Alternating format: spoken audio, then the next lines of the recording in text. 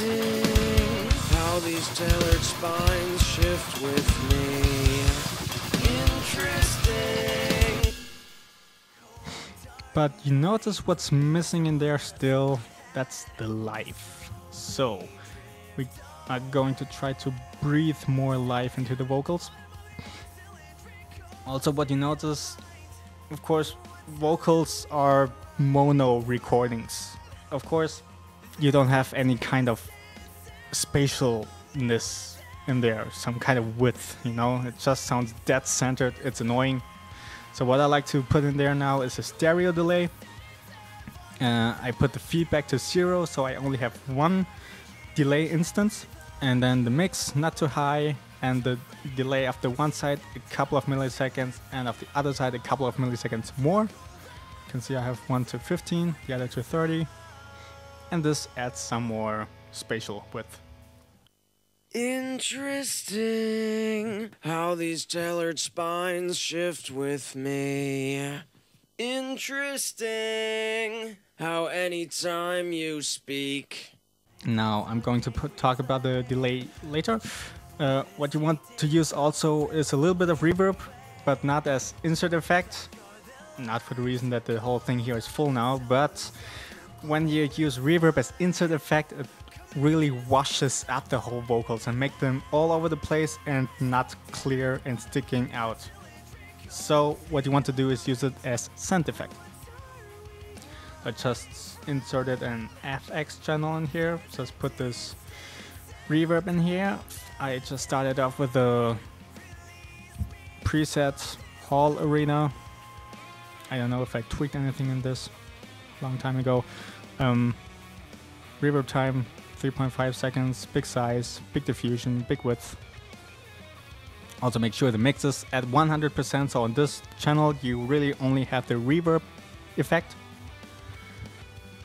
And then going back to the vocal bus here on send effects, I picked the vocal verb effects channel that I have down here, and then with this slide I can pretty much determine how much reverb I want to have in there.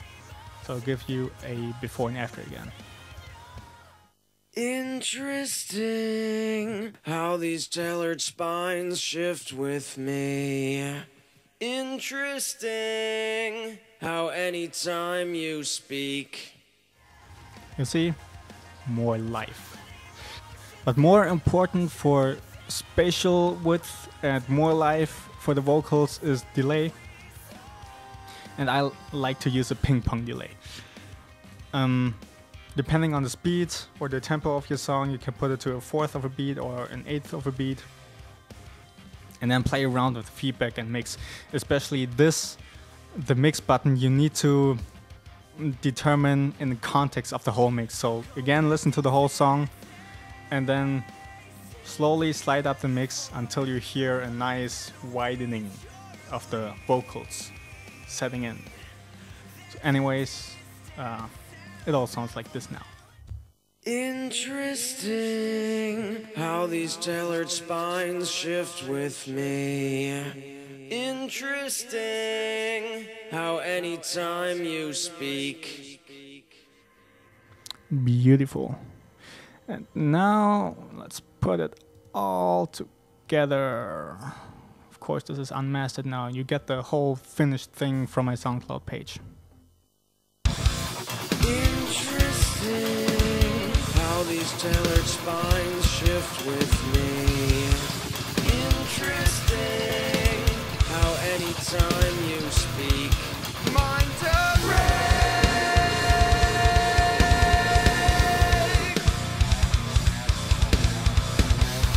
take a look at yourself. Now you can pretty much use the exact same process for screams also. There's really no difference in there.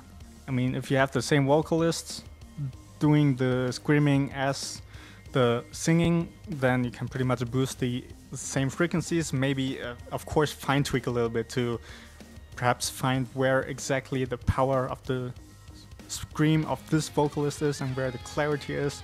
So don't do the exact same thing, but it's the basics is the same, you know. De-esser, cutting the low end, compression, another EQ, some delay, some reverb. And if you're wondering about autotune, well, I don't like using autotune too much because it easily makes things sound unnatural. But if you want to use autotune, make sure you have that the tolerance is somewhere at 50% and that the attack time is somewhere at 50% to keep it as natural as possible.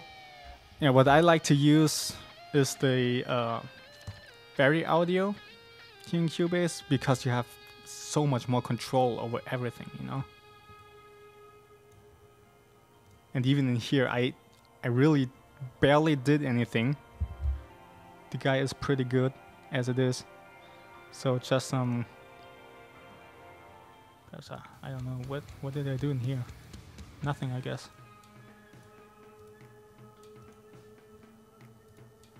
Anyway, you get the picture. Record as good as you can. So you have to do less later. Have fun mixing.